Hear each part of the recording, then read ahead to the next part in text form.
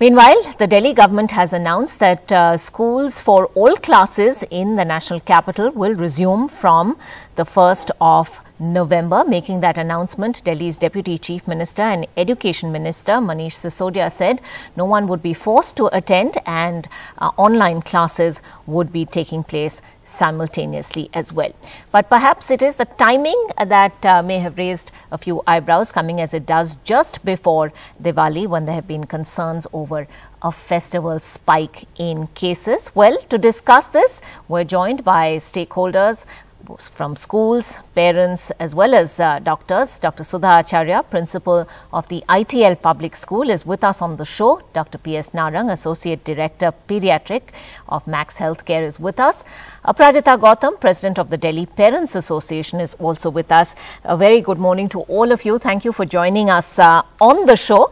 Let's quickly get a view in from the schools themselves. Dr. Sudha Acharya, you know, are schools ready for this? You're already open for the senior classes. Do you have the bandwidth to bring all students back to school, even at 50% capacity?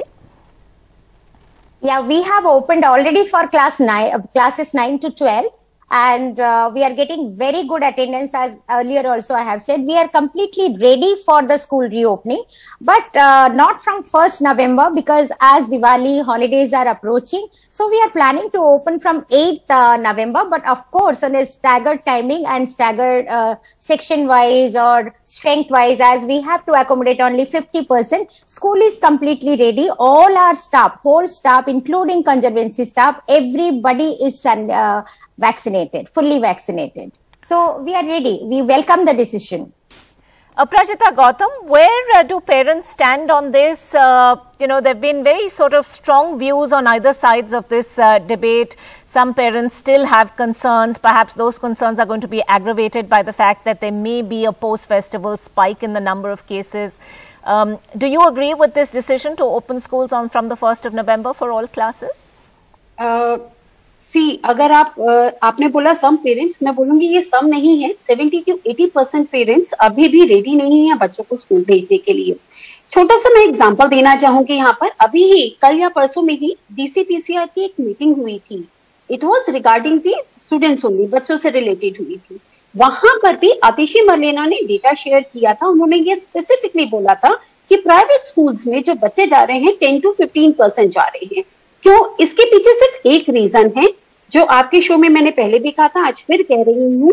ना तो सरकार ना ही school, दोनों जो हैं, parents को वो इतना कॉन्फिडेंस वो बिल्ड नहीं कर पा रहे हैं, वो विश्वास पेरेंट्स में पैदा नहीं कर पा रहे हैं कि पेरेंट्स अपने बच्चों को स्कूल भेज पाए। दूसरी बात, यहाँ पर हम सब देख रहे हैं थ्रू दी मीडिया और बाकी चीजों के जरिए कि महाराष्ट्र में और पश्चिम बंगाल में स्कूल खुलने के बाद जब ये त्योहार आए थे, जब हम फेस्टिवल्स की बात करें, after the festivals cases increase हुए हैं। हिमाचल प्रदेश में भी ये साबित हो चुका है कि करीबन 500 बच्चे कोविड पॉजिटिव हुए हैं। प्लस ओवर एंड अबव आप बाहर की कंट्रीज को देखते हैं, अगर चाइना देखते हैं दोबारा से लॉकडाउन की स्थिति में जा रहा है। आप यूरोप देखते हैं, वहां पर भी नया जो वेरिएंट है वो आ गया है। ये सारी चीजें कोलैबोरेट होकर बच्चों में, पेरेंट्स में एक डर को दे रही है। जबकि मैं आपको एज ए पेरेंट भी बताऊं, हम लोग ईगरली वेट कर रहे हैं कब सिचुएशन नॉर्मल हो, कब हम बच्चों को स्कूल भेजें। बट प्रॉब्लम ये है कि हम बच्चों की हेल्थ पे फोकस करें या उनकी स्टडी पे। जब इस तराजू में तोलते हैं अपने बच्चों को लेकर, तो हमें लगता है कि we should take care of health और उनकी लाइफ को ध्यान रखें। और जो जैसे सुधा मैम का मैं धन्यवाद कहूंगी, जो उन्होंने बोला कि फर्स्ट की जगह वो 8 से ओपन करना। आई थिंक वाइज डिसीजन कि फेस्टिवल का टाइम थोड़ा सा निकलने दे रहे हैं। Okay, Dr. P.S. Narang, you've heard what Aprajita Gautam said, you know, the perspective of parents being that at the end of the day, the child's health is probably paramount, even when education has seemed to be suffering really from this extended staying at home period. Your thoughts on this, the fact that it's opening right before, that schools will reopen right before Diwali. Are you concerned at all about this, or do you believe that it's time to do this? So, first of all, we have to adopt to a new normal way, okay? Even after taking the vaccinations, we have seen that some vaccinated people are getting infection, but they are definitely getting mild infections, okay? And whenever you have taken the vaccination, it is not the time to relax. You have to continue wearing mask. You have to continue maintaining the hygiene. Wherever you are, indoor or outdoor, you have to maintain the ventilation there. You have to maintain the cleanliness there. And then we have to continue monitoring. But Dr. Narang, pardon me for interrupting, Dr. Narang, but children actually haven't even been vaccinated yet. So would you say they are then at higher risk? Children, fortunately, children do not get a severe disease anyway. And if they don't get a severe disease, and if the parents are protected, teachers are protected, and we continue to do a lateral testing, which means that we keep on screening our staff at school, we keep on screening children at school, then we can open. Of course, I mean, vaccine has already been granted, and if vaccine has been granted, we must roll out the vaccine quickly, and vaccine should come and children should get vaccinated. But we can't wait for that long for the vaccine to come on. And even if the vaccine children will get the vaccine, they still have to maintain this new normal way, which is that continuing good hygiene standard, continuing good monitoring, maintaining social distance, and keeping mask on. The children are suffering from physical, mental, and social.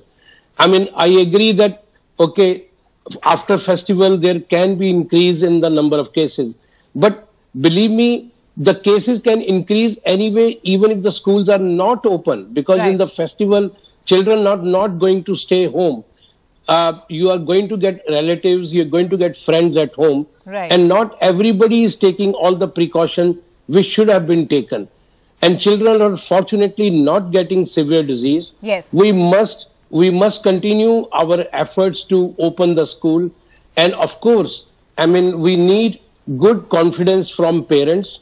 We need good confidence from schools. And we must make our effort. Dr. Narang, one follow-up question that I have for you.